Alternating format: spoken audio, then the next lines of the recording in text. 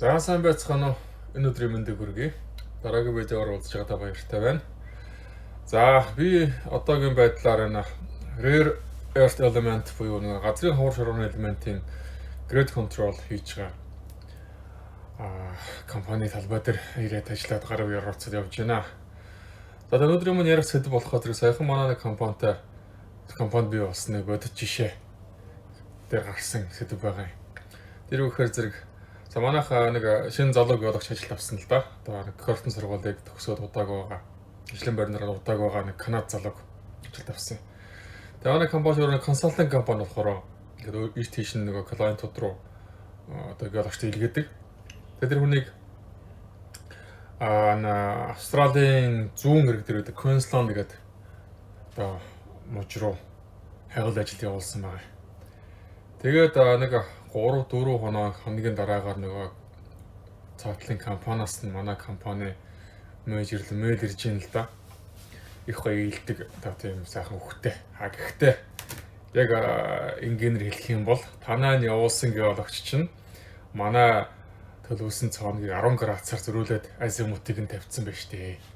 Энэ одоо яаж ийна? Юу болж ийн гэсэн утгатай. Ер нь бол. Тэгээ бид нар ч нэг офс сууж ирсэн хүмүүс ч нэг төргөн аваад сандралцгаа нэг юун дээр ороод хурлын өрөөрөө ороод нөгөө геологч руугаа видео кол хийгээд ярьж байгаа юм л да. Асууж байгаа юм л да. За юу болов гэхэд.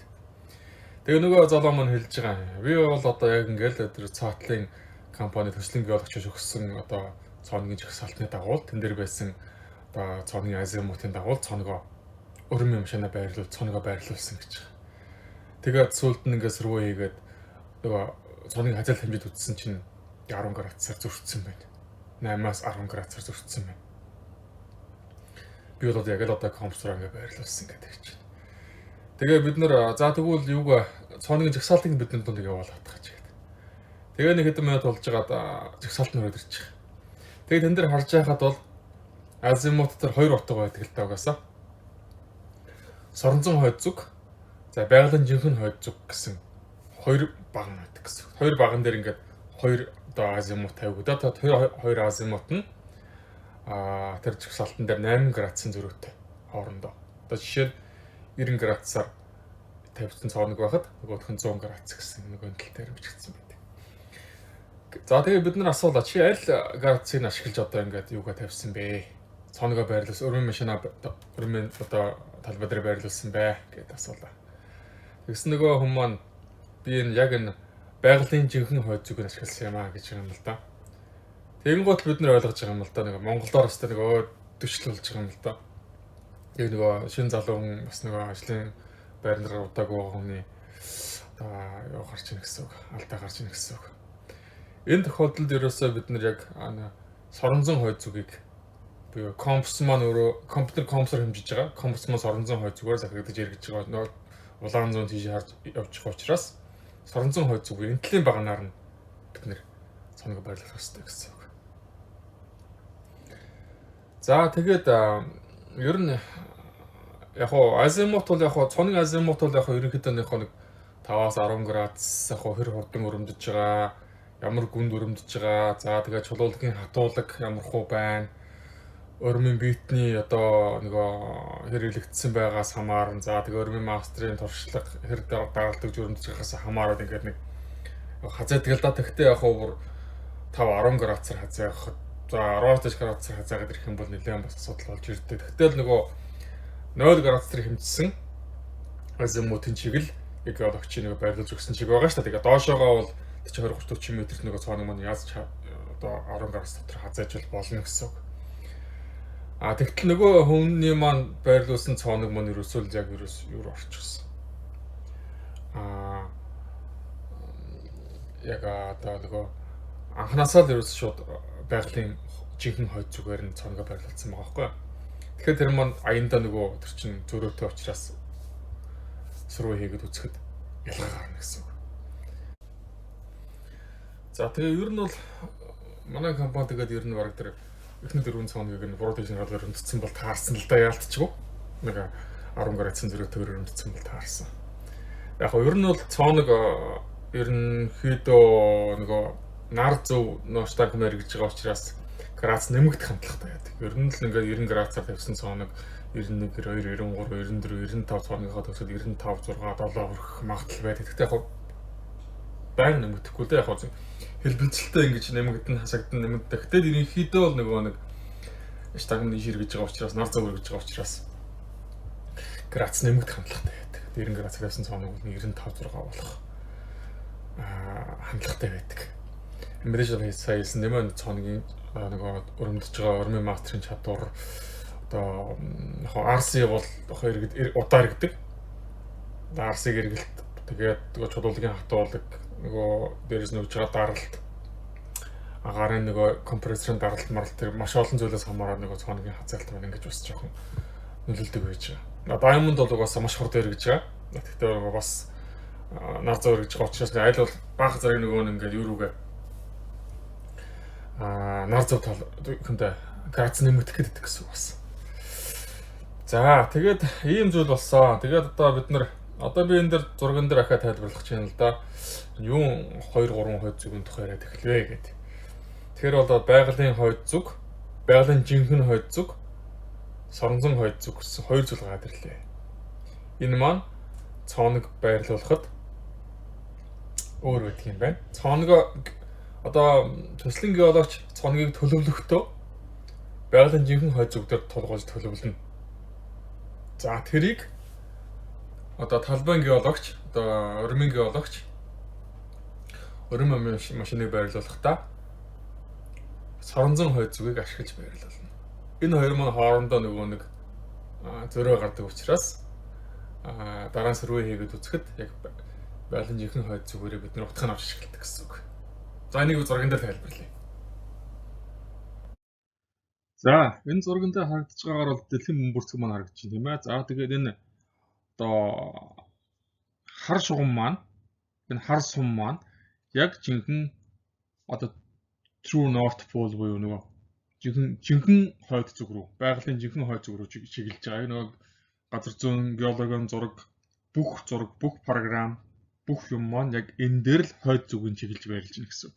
Хойд талыг энэ чиглэл хар шугамаар харуулж байна. Гэтэл компас буюу бидний нөгөө нэг гол хэрэгэлдэг багаж маань соронзон хойд зүг рүү чиглэж идэг.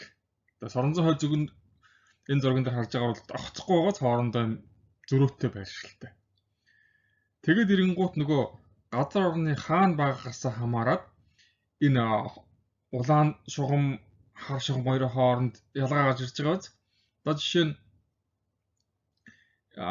энд одоо миний курсор харагдаж байгаа нь энэ явж байгаа чиг дээр баг зөрөө гарахгүй юм тийм үү? Одоо нэг 2 градусын зөрөө.